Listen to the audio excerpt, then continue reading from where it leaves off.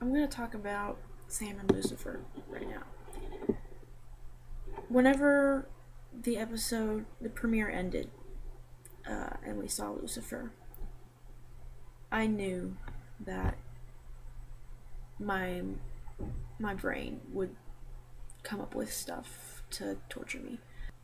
This is the kind of stuff that freaks me out more than gore, more than scary monsters, more than anything. Like, it's the psychological stuff that really gets to me. And so, I really love where they're going with this, just because all the awards to Jared, like, I have never seen him perform Sam better. Ever. This is the best work I've ever seen him do, and I'm so proud of him. Jared has blown me out of the water in just 2 episodes. Like, for me, Jared is enough reason to keep watching. Jared himself. Like, I would keep watching for Jared. And the way that he and Mark Pellegrino interact on screen, like, it's just so compelling. Mark Pellegrino pulls off the quiet, scary very, very well. It's it's not in your face and freaky like that. It's very, very subtle, and he plays it off so well. Just the psychological torture that he's putting Sam through, whether or not he exists. I mean, the whole, like, spooning the bunkmates, the you're my bitch in every sense of the word, just how emotionally traumatizing would that be to have the person, because they wouldn't be putting those things in there if it wasn't like, I mean, they can't say that Lucifer raped Sam back in hell, but you know that it happened. You know it. Just that that fear in Sam's eyes. The way he can't even he's barely holding himself together.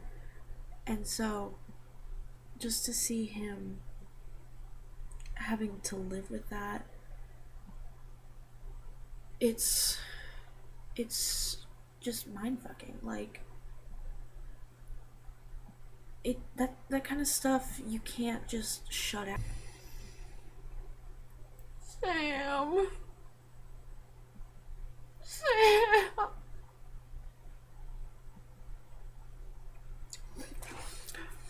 My poor baby. I mean, the intimate horror. Like,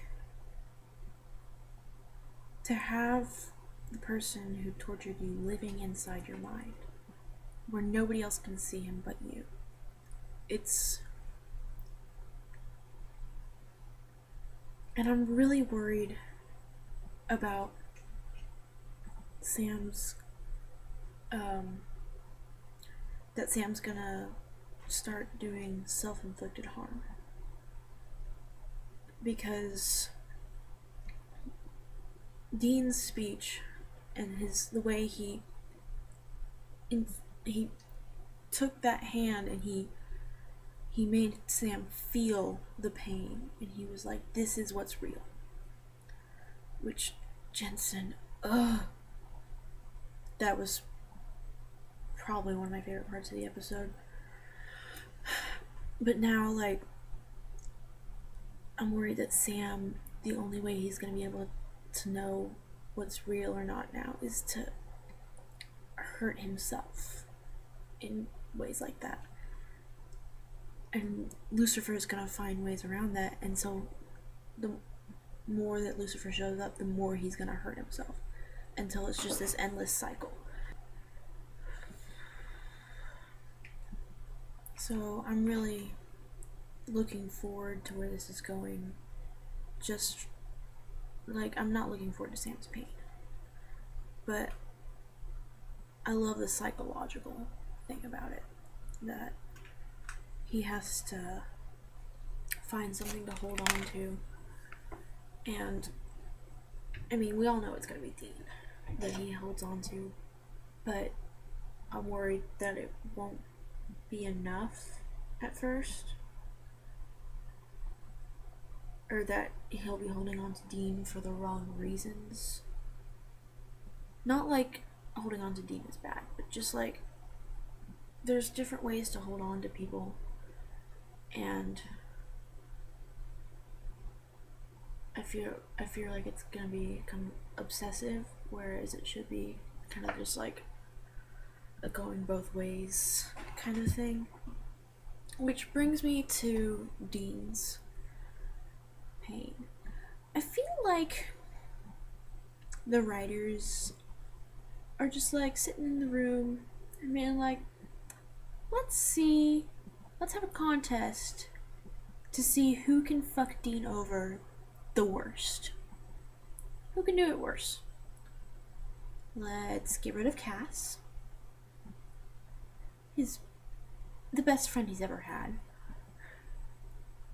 Let's put Sam through all this shit and put this burden of worrying about his brother to the extreme. Let's break his leg. Let's break his fucking leg. Let's burn down Bobby's house. The place where he probably has the happiest memories, excluding the Impala.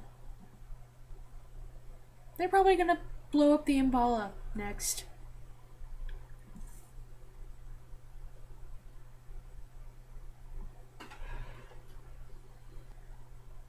Stop hurting Dean.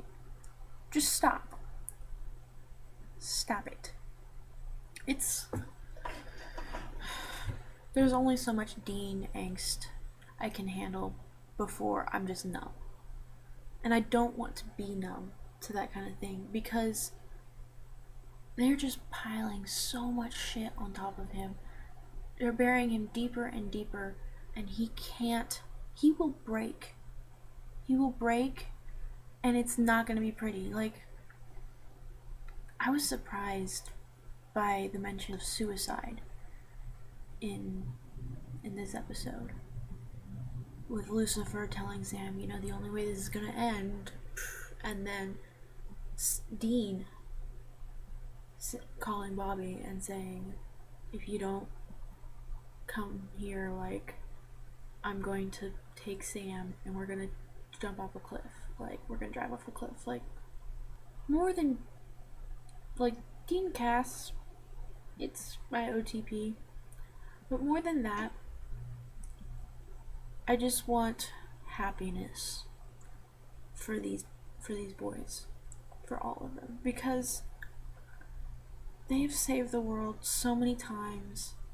They have gone through so much shit, and they deserve better.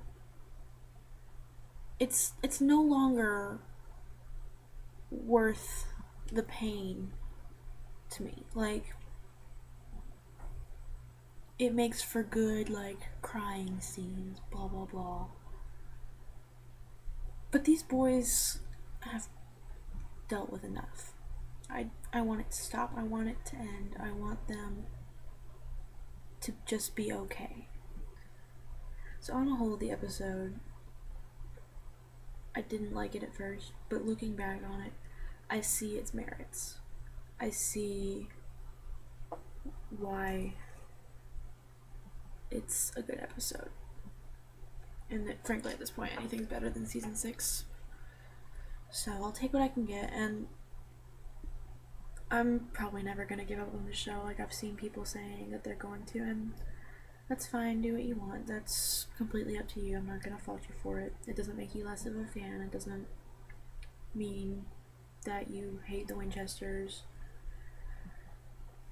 But I feel like I'm way too emotionally invested to not see where this goes. So, well, this was really long. I'm gonna go edit this now. And, I love you all. If you have any comments or anything, hit me up in my ask box, my submission box.